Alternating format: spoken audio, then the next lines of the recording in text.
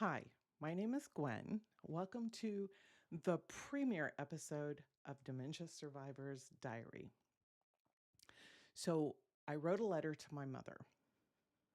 She'll never read it. She can't. Dementia took that version of her away from me years ago, but I want to read it to you because if you are caring for someone with dementia, there's a good chance that you're feeling a lot of the things that I've felt: anger, resentment, whole big old bunch of why me, all the things you're not supposed to feel. Then you get to feel the guilt for feeling all the things you're not supposed to feel. So I've heard people spew all the platitudes about taking care of a loved one, how it's an honor, a blessing, something we should be grateful for. But honestly, those pretty words don't do shit when you're buried under the weight of it all. So I'm going to read this letter, the one that my mom will never read.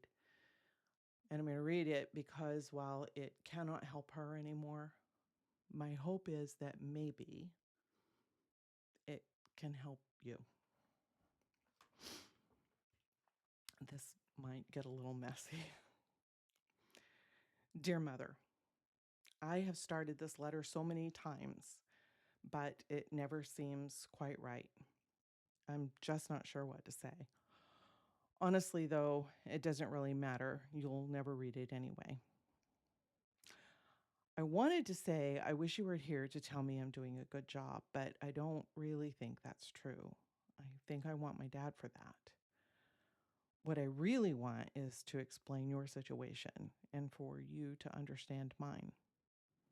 Most days I'm okay, better than okay, actually. It was a hell of a battle to get here. Even now, however, sometimes I just want to be absolved of all the guilt. I've dug my way out of mountains of it, but it seems no matter how much I excavate, there's always more. I know this isn't a situation of my making. I just happen to be the one holding the shovel. Some days, though, in the midst of an otherwise lovely visit with you, you'll say something that unleashes a new dump truck size load on me. Why do I have to be here? I hate it here. Or, I wish I was dead. There is no way for me to explain this to you and help you understand. But those simple questions, born from a mind that can't hold on to the answers, land on me like accusations. By the time I leave, I have to start digging again, one shovelful of guilt at a time. There's a sad truth, though, one that sits under all the day-to-day caregiving minutia, the thing that made all of those early years of your cognitive decline so damned hard. I know if you were here, like really here, the way you used to be, I could use all my powers of persuasion, fill all the space between us with beautiful words, and soften the truth until it landed like a butterfly on a spring petal, and you'd still be angry. You still wouldn't admit that you understood, and I'd probably still feel a mountain of guilt. The healthy version of you would have called me overly dramatic or too emotional, but that's not what this is. This is truth. When you care for a family member who has dementia, it doesn't happen in an isolated landscape, untangled from everything that shaped you. You don't get to start empty-handed at emotional zero. You bring all the years of baggage with you. The hurts, the disappointments, fears, anger, guilt, all of it comes along for the journey, uninvited but impossible to leave behind. In a way, I'm almost glad you can't read this letter and the truth I just told. I think it would hurt you, and you'd probably lash out the only way you've ever known how, with anger. I've come to believe that your emotional volatility was never the whole story. It was a shield you held against the pain of childhood, the way you learned to protect yourself when your very survival required that you hide behind those sharp edges.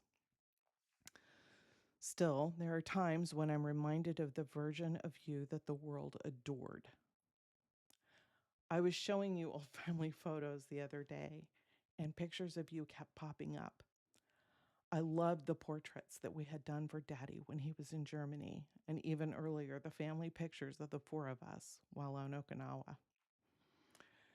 There are snapshots of you when you were in beauty school. Damn, I'll bet you turned some heads with your long legs, blonde beehive, and that stunning smile. There's a picture of you and Daddy before the blonde. I think it's a wedding photo. Everyone wants to be looked at the way my dad looked at you in that shot, like he'd just won the lotto. I remember you coming to my classroom in fifth grade. When you left, the whole room buzzed with comments, all the kids asking, "Oh, was that your mom?" And following up with, "Wow, she's so beautiful," in this stunned awe. And I was so proud. That's how I remember you around others.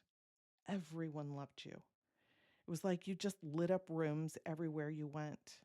I envied the grace and ease you always had with people. In so many ways, I wanted to be like that, like you, but I never felt up to the task. For all the times I was proud of having you for a mom and that sliver of belonging it gave me in brief moments, it was not easy being your daughter. My vulnerability must have seemed so alien to you, the way I was always difficult to live with, stubborn, wore my emotions too close to the surface. I just couldn't live up to your toughness. The child me never understood how my pain at routinely being followed home by a pack of bullies who would threaten to kick my ass elicited so little response from you. How my feelings never seemed to matter, like my emotions were too much, or my inability to remain unmoved by whatever childhood catastrophe was striking in the moment was somehow a failure. It took a long time for me to understand you. I am so thankful for the years you spent living in my sister's home before living with us, before we knew dementia had moved in. They were actually a blessing for me. I mean, I didn't know it then, but all the angry phone calls from from the two women I loved most in this world, each telling me how horrible it was being in the other's presence, helped me see you more clearly. They helped me make sense of you. Through those conversations, I better understood the stories I'd heard about your childhood and how growing up as one of 17 children colored your life. You learned early that emotions were a luxury you just couldn't afford, and that showing vulnerability was dangerous. I began unraveling how your emotional calluses shielded you. I saw, too, that your apparent lack of response to my childhood struggles wasn't indifference, it was survival. The toughness I could never match wasn't meant to diminish me. It was the armor that kept you safe. But that armor didn't stop with you. It shaped who I became too, how I parented my boys, how I didn't show up for my children, how I didn't show up for myself. I'm so grateful for that glimmer of understanding because by the time you moved in with Randy and me, I had objectified your behavior and examined it so carefully that I had a handle on who you were and the absolute best way to deal with those personality quirks my sister just couldn't seem to cope with. I was walking into the situation with my eyes wide open, or so I thought. In the years since, I've often envied your strength. I think of the times when you had to deal with hard things entirely on your own. Daddy moving to Okinawa ahead of us, and you managing two young children alone, then hauling us halfway around the world with no help from anyone to follow him on that adventure. Later, the time he spent in Germany when we didn't follow, and you single parented us girls, ages 10 and 13. My God, how did you manage That plus run a business on your own. Then, when cancer took my dad, you nursed him from home while my sister was still in high school and your finances were collapsing around you. But I never saw a moment of weakness. All those years later, after finding a way to move on with your life, when your Aunt Betty called and asked you to take care of her, just like you'd done for her sister Emma, you didn't even hesitate. You were out. You went out to Phoenix, helped her sell everything, bought a motorhome, and made plans to drive her back to Missouri to live with you. Then, because of course everything has to happen at once, when your mother-in-law died while you were still out in Phoenix, I sat with Betty while you went to a funeral in Alabama and then moved your father-in-law, Pa, into your home. So when you returned to Phoenix and the two of us drove Betty across country, you treated that like it was just another leg of the tour. It was kind of ridiculous, but in the best possible way. You collected old people. I still chuckle about how we laughed when I told you to slap a sign on the RV, Shirley's Traveling Old Folks Home, while we were driving your aunt from Arizona to Missouri. It was exhausting. And somehow it was exactly who you were. Every time someone was in need, you just showed up. You cared for them all and always made it look so easy. Your aunts, Emma and Betty, your father-in-law, Pa, when each of them had need but no one else to turn to, you just stepped in. Later, you cared for a second husband as cancer took him. I know now what that cost you, but you never complained and you never showed a crack in that armor. I'm sometimes crushed by the weight of not being able to do that for you. Another source of guilt that sits heavy in my chest. The knowledge that when it was your turn to need someone, I couldn't be the daughter who simply opened her home and her heart until the end without counting the cost. I couldn't match the strength you'd shown your whole life.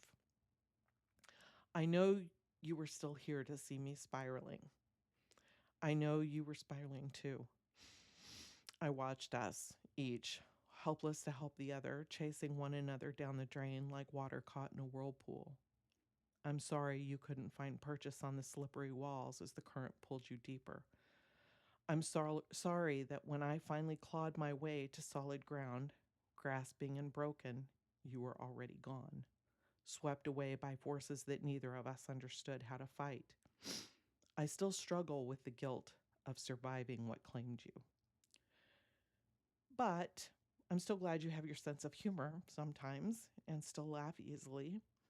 I'm glad you still tell me stories about your dad, swimming and fishing with your little brothers, setting the barn on fire with one of your big brothers. Those glimpses of who you were comfort me as they break my heart. They're evidence that pieces of the real you are still in there, locked away in a prison of your own mind, able to peek through the bars, but never to escape. Maybe there's a version of you, the one who nursed two husbands through their battles with cancer, then buried each of them, the one who has done more than her share of caregiving. Maybe that version of you would understand the me who sits here now. Maybe she would tell me that I've done enough, that I've loved enough, that I'm good enough. But I'll never get the chance to know. The woman who could offer me that absolution exists only in my memories now. And the woman sitting across from me can barely remember yesterday, let alone forgive me for tomorrow. So I write this letter you will never read, hoping that somehow, in the space between what was and what is, you might hear me saying, I did the best I could with what I had, and I hope somewhere in the part of you that dementia can't touch, it's enough.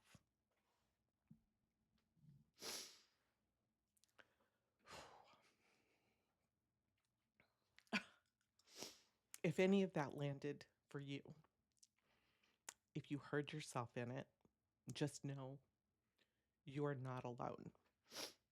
You're not failing. You're human.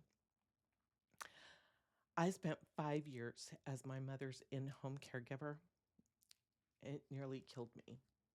And I'm not exaggerating. Then I spent years after that thinking I was broken because moving her out didn't just fix me the way I thought it would. What I've learned is that this journey breaks things in you that nobody really ever talks about. And the healing doesn't really look the way people tell you it should. That's what this channel is about. The real shit, the stuff nobody wants to say out loud. The gap between what caregiving is supposed to be and what it actually is. So, if you want more of that, if you need a place where you don't have to pretend that this is all beautiful and meaningful and a gift, subscribe and hit the notification bell so you don't miss what's coming next. And if you know another caregiver who needs to hear this, I hope you'll share it with them. Let's build a community that's different from everything else that's out there. No toxic positivity and no sterile clinical advice, no endless venting, just honest conversation and actual tools that help us all survive this thing. It's coming soon, so stick around. And I hope you find peace through the journey.